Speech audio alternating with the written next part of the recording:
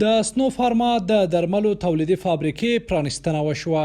د افغانستان د سنو فارما د درملو تولیدي فابریکې پرانیستنه نن دوشنبه د روان 1440 هجري قمري کال د ذوالقعدې د میاشتې په 18 نیټه د خوړو او درملو ملي ادارې سرپرست او د اسلامي امارت لوړ رتبه چارواکو په شتون کې ترسره شوه.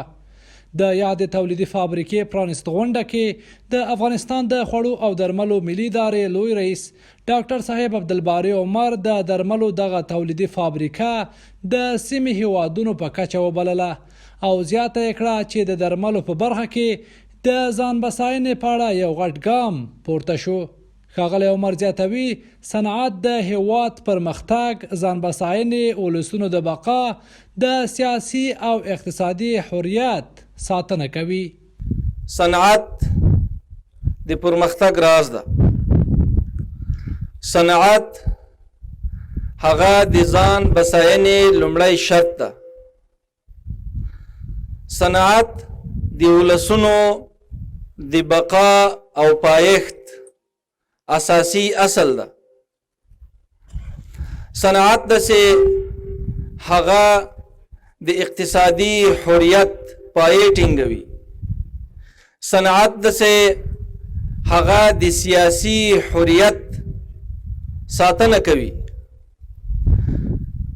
هر هغه ولس، هر هغه قوم، هر هغه هیواد چې صنعت ته کار کړی او په خپلو پښو درېدلی دي او خپلو ځوانانو یې په خپلو مټو زور کړی، هغوی موږ او تاسې ډېر ښه مثالونه په تاریخ کې او په اوسني عصر کې لرو چې هغوی ډېر ځلیدلی دي او تر ډېره حده پورې د چا په ټکو تاثیر نه ده ورباندې کړی.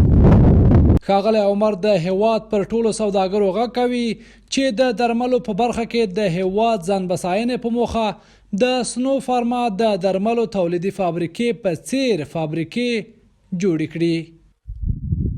زه په ټولو سوداګرو باندې غږ کوم چې راسئ اسلامي امارت ټول مشران که هغه د هر وزارت وي او د تاسې کارونو سره تړلي وي، ژمن خلک دي، متحد خلک دي، په دې وطن زړه درد کوي، انشاءالله له تاسې سره پوره همکاري کوي. تاسې سهامي شرکتونه جوړ کوي، سهامي فابریکې جوړې کوي، دغې فابریکې ته ورته دغسې نور پرمختګونه وکوي، طبي تجهیزات جوړ کړي. په ورته وخت کې د سنو فارما د درملو سهامي فابریکې رئیس د یادې فابریکې په جوړولو کې د خوړو او درملو ملي ادارې د سرپرست هڅې د ستایلو وړ وبللې او زیاته یې کړه چې د دې فابریکې د جوړولو په برخه کې هیڅ ډول همکاري له دوی څخه نه ده سپمولې.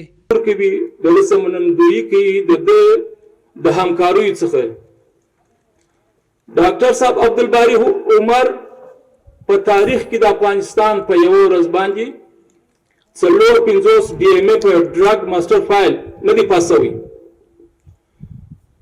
د سنو فارما سره د همکاري په وجه باندې دغه شخص دغه ادارې ټول ټیم په یو ورځ باندې زموږ 450 ډي ام ای پاس کړی دي.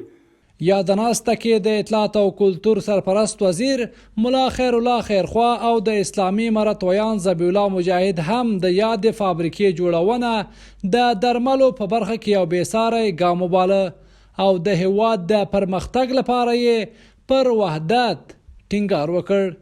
په دغه لکه اوس دا قدم چې ایښودل شوی دی دا لکه موږ تاسې په دغه بخش کې لکه یو اساس یو قدم چې واخیستلی سو، راځئ چې نور ته هم دا فکر ولره ورکړو چې همدغسې لاس سره ورکړي په لږ لږ باندې هغه لوی لوی کارونه کولی شي او دغسې کارونه زموږ ستاسې د وحدت زموږ ستاسې د یو موټیوالي څرګندوی دي. اسلامي امارت به انشاءالله د دغسې تولیدي فابریکو تر شا ولاړ وي لکه څنګه چې مسؤلینو وعدې وکړي. انشاءالله په امارت کې د یوه روحیه موجوده ده چې د هېواد د آبادۍ سره خاص او ځانګړې مینه په ټولو مشرانو کې موجوده ده شته او تر وسه به انشاءالله د دغو لویو فابریکو د دغسې تولیدي مراکزو تر شا امارت ولاړ وي انشاءالله. د سنو فارما د درملو تولیدي فابریکه چې د هیواد د درملو په برخه کې یو نوی بدلون ده د درملو د تولید د کیفیت او معیار دریو نړیوالو سرټیفیکیټونو GMP, GLP او ISO درلودونکې ده او د نړۍ په 4 هیوادونو کې ثبت ده چې د ورځې په اوسط ډول د 8 ساعتو په جریان کې 55 لکه ګولۍ، 2 میلیونه کپسول او د 80 څخه تر 90 زره پورې د شربت تولیدولو ظرفیت لري.